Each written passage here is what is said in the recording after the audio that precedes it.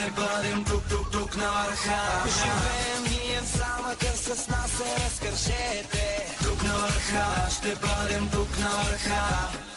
С браслето мое, бейби, бързо ще превземем. Ние върха, ще бъдем с нас на този скок, огромни злопетне.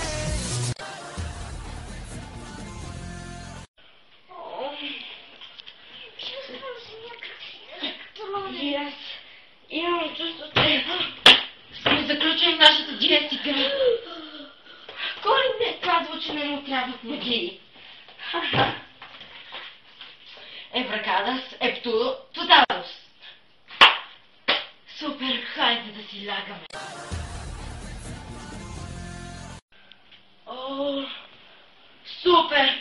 Сега сме заключени в твоя телефон. О, някъде ти се опаси и гушвам дървото. Спокойно, знам един хак. Да, кой казва, че хакерите не са като магиозните? Никой. Но ние трябва да разберем кой е виновникът, че винаги ни заключва в тези игри. Да помислим. Аз не съм ти подарявал подаръци. Обидих се. Нито пък ти си подарявал на мен. Но дядо Коледа.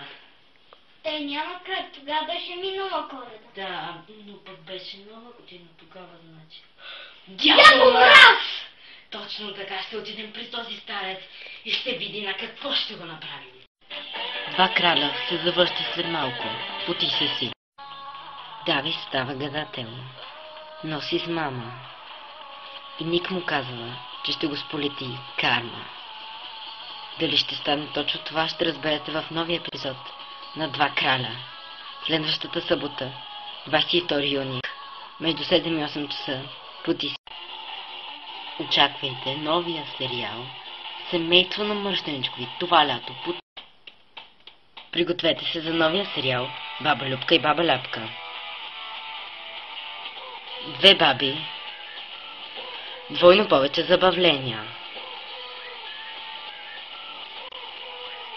Новия сериал Баба Любка и Баба Ляпка започва от 5 юли, петък, между 7 и 8 часа по TCC. Пригответе се за първия филм на TCC.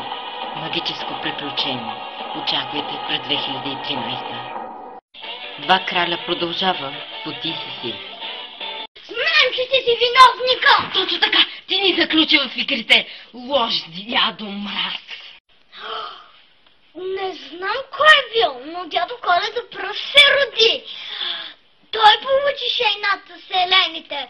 Той живее на Северния полюс, а аз живея в една малка работилница и трябва да разнасям подаръци на децата, които той е забравил да донесе. Добре, разбрахме семейното ви дърво, но въпросът ми беше кой е виновникът? А като се замисля, мисля, че са джуджетата. Те опаковат подаръците. Ерик е джуджето на дядо Мраз? Опа, неловко. Ще отидем към въпроса. Ти ли ни заключи в видеоиграта? Не знам кой го направи, но не знам как. Аз не съм се сетил. И аз само опаковам подаръците, трябва да отидете при производителя. Стига вече, не мога повече да търся, изморих се. Аз си лягам.